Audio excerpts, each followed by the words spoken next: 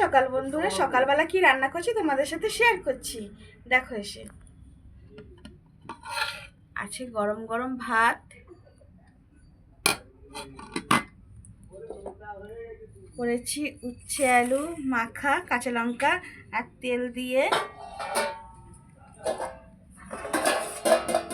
আর করেছি লাউ চিংড়ি, এটাই বড়ি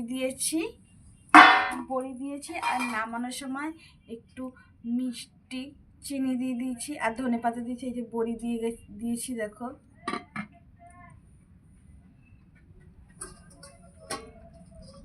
আর করেছি পাবদা মাছ, সর্ষে পোস্ত দিয়ে পাবদা মাছ মাখা মাখা করে করেছি। আর করেছি আলু পোস্ত।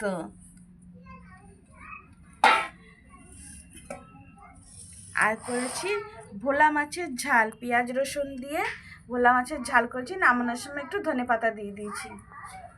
আমার রান্নাটা তোমাদের যদি ভালো লাগে তাহলে আমার চ্যানেলে এসে লাইক আর সাবস্ক্রাইব করো।